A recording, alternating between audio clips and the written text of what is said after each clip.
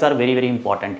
You must know how to use them in a conversation, because when we speak sometimes we forget the new words, the ready material that we have learned during our course, but during the exam we forget. So these are some important ready material, very very accurate. You must use these as it is. While writing you can also use, and while speaking you can also use. So let's see.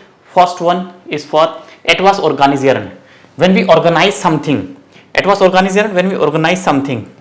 Okay, so what should we say? Suppose in B1 exam there is etwas gemeinsam planen. So in that we organize something, we plan something. This is also in B2 level speaking exam. Okay, this is also in TELC examination. When we give B1 TELC exam, etwas gemeinsam planen. So we plan something. So we'll see here what we are using, what are the Redemittals. First is wir sollen ja zusammen organisieren. Wir sollen ja zusammen organisieren. We can say, yes, we should organize together. I think, hast du Idee, wie wir das am besten machen könnten? Hast du Idee? This is indirect question. Verb last könnten. Hast du Idee? Do you have any idea? How can we do this? How could we do this better? Am besten. How can we do this in the best manner? सबसे best तरीके से हम कैसे कर सकते हैं? Hast du eine Idee? Hast du eine Idee? Do you have any idea? क्या तुम्हें कोई आइडिया है कि हम इस टास्क को, इस काम को बहुत अच्छे से कैसे कर सकते हैं? जब हम कोई चीज प्लान करते हैं तो हम बात करते हैं, एक दूसरे को ओपिनियन लेते हैं, सजेशंस लेते हैं और अपना पॉइंट ऑफ व्यू देते हैं, रिएक्ट करते हैं दूसरे के ओपिनियन पे. तो ये सारे वर्ड्स हम सीखेंगे यहाँ पे. Was hails to the phone. आपने कुछ बोला, you said something and you asked the opinion. Was hails to the phone या was halten Sie the phone. आप halten भी यूज कर सकते हो. halten. Was halten Sie formal. Was halten Sie the phone means आप इसके बारे में क्या सोचते हो? जो भी मैंने बोला, whatever my idea is, what do you think? Was halten Sie the phone या was hails to the phone. Spelling देखो, hails. One past is dear am besten. Suppose आपने बोला कि चलो हम कल शॉपिंग पे चलेंगे, फ्रेंड्स का बर्थडे, उसके लिए गिफ्ट हमें पैक करना है, साथ में मिलके चलेंगे. तो आपने पूछा वन पास्ट टेस्ट डियर आम बेस्टन.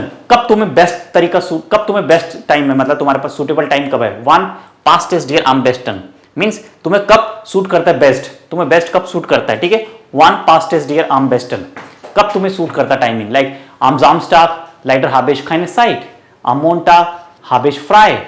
तो फिर वन पास्ट एस डियर आम बेस्टन, कब तुम्हें बेस्ट तरीका है, कौन सा दिन है तुम्हारे लिए जो सूट करता है. वन मतलब कब, किस दिन या किस टाइम पे तुम्हें बेस्ट सूटेबल है, कौन सा टाइम तुम्हारे लिए बेस्ट है, कौन सा दिन तुम्हारे लिए बेस्ट है, या कौन सा मंथ तुम्हारे लिए बेस्ट है. सो वन मीन्स टाइम के फ्रेमवर्क में हम बात करें. वन कौन सा टाइम तुम्हें बेस्ट सूट करता है.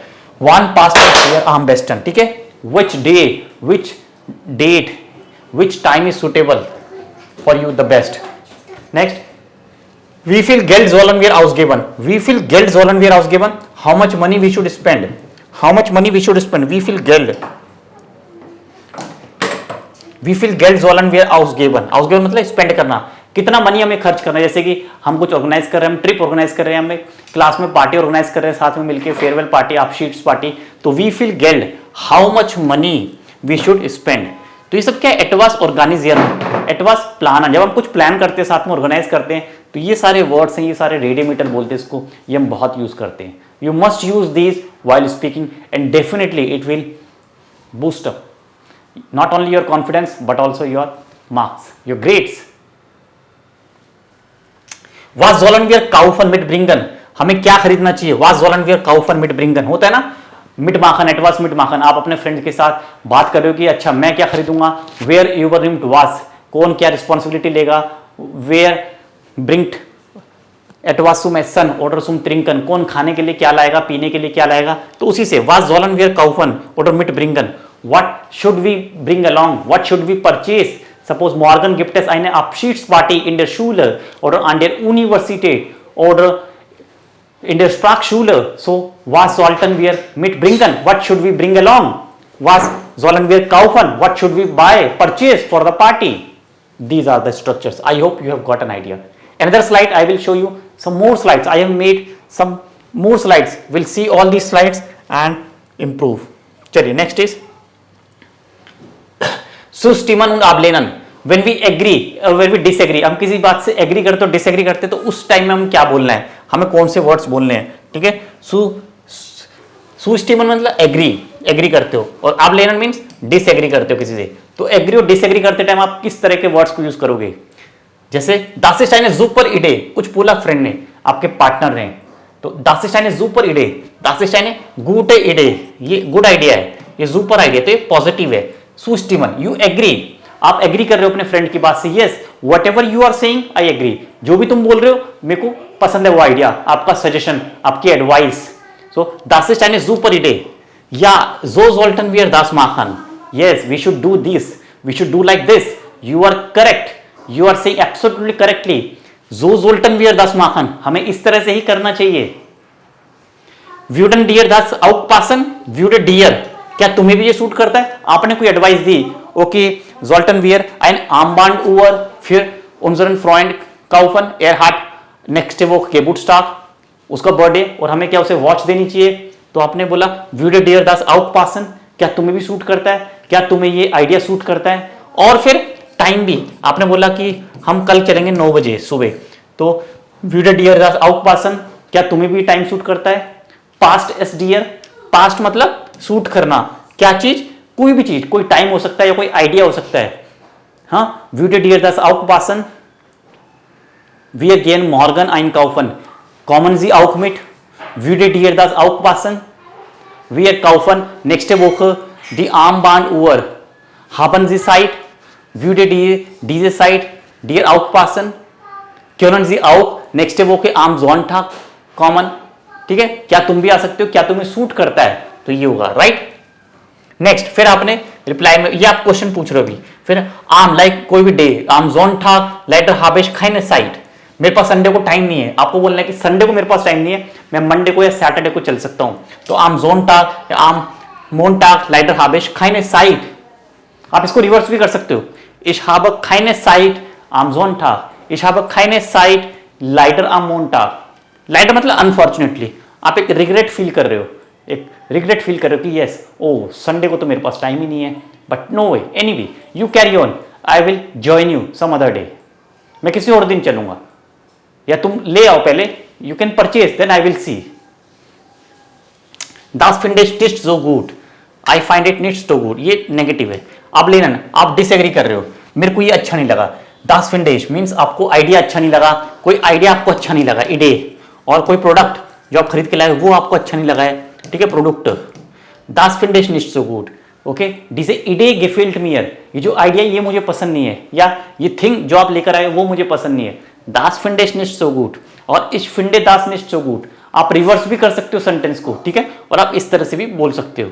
तो ये हुआ सुस्टिमन और आबलेनन, ये सारे रेडिमेटल आपको यूज करने, ये सारे स्ट्रक्चर्स रेडिमेटल आपको जरूर यूज करने हैं जब भी आप सुस्टिमन और रेडिमेटल यूज करोगे। आबलेनन, कोई चीज आप डिसएग्री करते हो, किसी बात से आप एग्री करते हो तो सुस्टिमन, डिसएग्री करते हो तो आबलेनन, रिफ्यूज करते हो, ठीक है, तो ये सारे यूज करेंगे। नेक्स्ट देख लेते हैं, एक और स्लाइड है,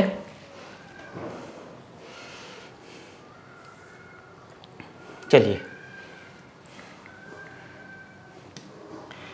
eine Frage stellen, अब आप क्वेश्चन कैसे पूछोगे जब कॉन्वर्सेशन हो रही है, साथ में कोई किसी से बात कर रहे हो, तो कुछ होता है ना, आप उसका ओपिनियन जानना चाहते हो, कि जैसे हम नॉर्मली क्या बोलते हैं, was denken Sie, wie finden Sie das, इसके अलावा और भी बहुत सारे स्ट्रक्चर्स होते हैं जो आपको यूज करने हैं, जैसे weißt du, wie oder ob, ये क्वेश्चन बनाना है, weißt du, wie man zum Bahnhof erreichen kann, weißt du, wie man das dekorieren kann, how one can decorate, weißt du, ob wir morgen kommen, क्या तुम्हें पता है कि कल हमें आना है, weißt du, ob wir die Party am Samstag feiern, क्या तुम्हें पता है कि हम पार्टी सैटरडे को मना रहे हैं। ये क्वेश्चन होते हैं जब आप gemeinsam etwas planen, जब कुछ साथ में डिस्कस करोगे तो आप ये पूछ सकते हो, बहुत इंपॉर्टेंट है ये सारे वर्ड, सारे रेडिमेटल आपने पढ़े भी होंगे, I am not saying these are new, ये बिल्कुल नए हैं, आपने कहीं नहीं पढ़े, आपने पढ़े हैं, just I am trying to recall, okay, trying to encourage you or giving emphasis that you must learn these structures, these are very very important, ये आपके पास बुक में भी हो सकते हैं, आप उससे भी टिक करके इनको यूज करोगे आप। Kannst du das noch mal erklären, क्या तुम ये एक बार और एक्सप्लेन कर सकते हो, किसी ने आपको कुछ बोला, आप बोला, आपने कहा Kannst du das noch mal erklären, can you explain once again, noch mal means once again, एक बार और, दोबारा, once again, ठीक है, क्या आप एक बार दोबारा से एक्सप्लेन कर सकते हो, erklären, एक्सप्लेन करना। कांसू mir ein Beispiel geben? Can you give me an example? जो तुम बोल रहे हो मुझे समझ नहीं आ रहा है, कांसू mir ein Beispiel geben?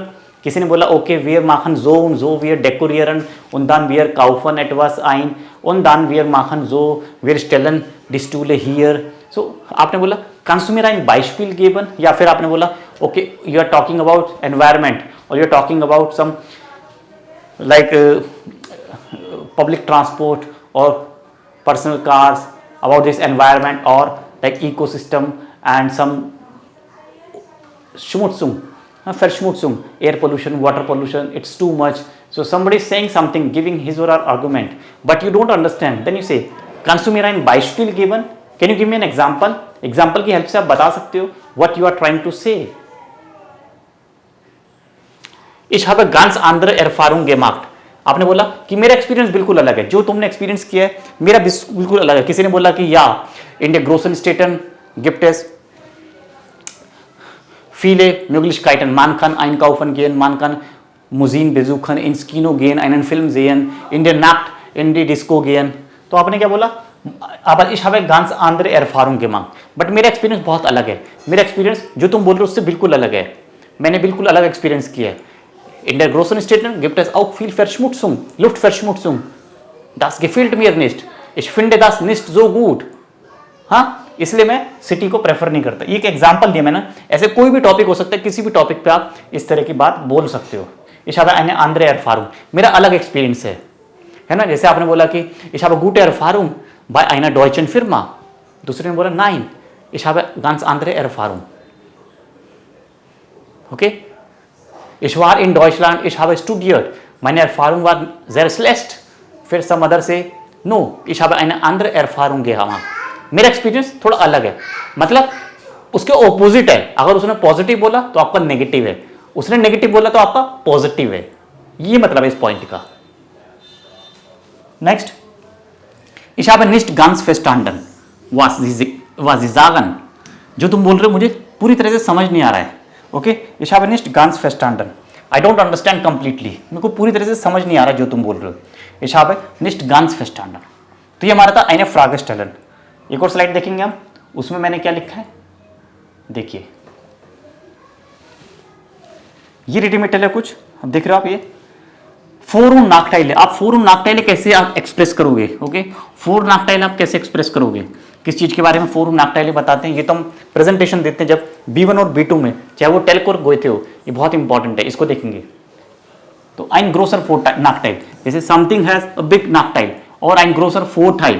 Okay, das ist ein großer Vorteil, das ist ein großer Nachteil. Zum Beispiel आपने बोला इंटरनेट.